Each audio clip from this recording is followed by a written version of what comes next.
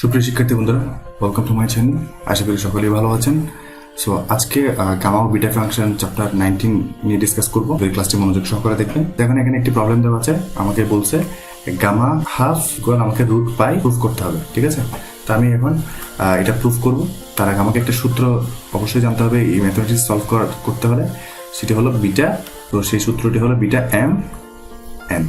এটা একটা সূত্র আছে, সূত্রটি হলো gamma m plus gamma N.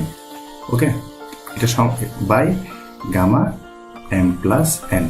এই সূত্রটা আমাদেরকে অবশ্যই মনে রাখতে হবে সূত্রটি। ঠিক আছে, এই সূত্রটির সাহায্যে আমরা ম্যাথমেটিক্সটা সলভ করব। চলুন আমরা সলভ করি। সো আমি এখানে ধরলাম আমরা জানি একটি সূত্র, আমি এখানে লিখি বিটা। এখানে যেহেতু হাফ দেওয়া আছে, তাহলে আমি এখানে ওই যে এম এবং এন এর জায়গায় যেহেতু হাফ দেওয়া আছে, তাহলে আমি এখানে লিখবো আচ্ছা আমরা জানি, ওকে, সো আমরা জানি, আমরা একটা সূত্র জানি। সো উই নো, সো আমরা জানি, আমরা কি জানি, আমরা জানি বিটা 1/2 এটা সমান আমরা জানি পাই। এটা আমরা একটা প্রমাণ থেকে জানি। ওকে, সো আমরা এখন এটাকে প্রুফ করব। প্রুফ করতে হলে আমাকে কি করতে হবে, বিটা এম এন এর সূত্র অনুযায়ী আমাকে এটা লিখতে হবে m plus n by gamma m plus n. Okay, তো আমি এখানে সূত্রটা অ্যাপ্লাই করব। এম প্লাস এন, এম বলতে এখানে হাফ, ঠিক আছে, 1/2। ঠিক আছে, এখন দেখুন নিচে কি দেওয়া আছে, এই যে দুইটা উপরের পদ দুটো যোগফল। ওকে, গামা হাফ প্লাস হাফ সমান আমরা দেওয়া আছে এদিকে পাই, আমরা এটা লিখে দিলাম। ওকে, সো চলুন আমি পরের লাইনে যাচ্ছি। এখন আমাদের যে কাজগুলো করতে হবে, উপরে দেওয়া আছে গামা পাই দুইটার গুণফল। আমরা জানি দুইটার যদি গুণ হয় তাহলে আমরা এখানে এটাকে হোল স্কয়ার লিখতে পারি, কারণ আমরা জানি এ গুণের সমান আমরা জানি এ স্কয়ার।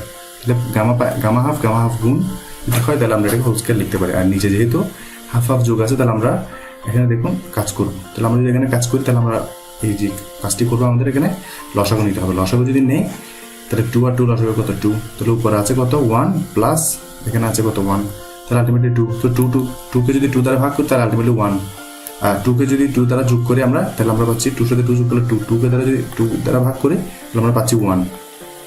আমরা দেখলে এখানে 1 লিখতে পারি। ওকে, তো আমি এখানে 1 লিখে দিলাম, এই পাশে আছে পাই। ওকে, এখন দেখুন আমি এটা লিখলাম। আচ্ছা, গামা হোল স্কয়ারটা ঠিক থাকবে, গামা হাফ হোল স্কয়ার এটা ঠিক থাকবে।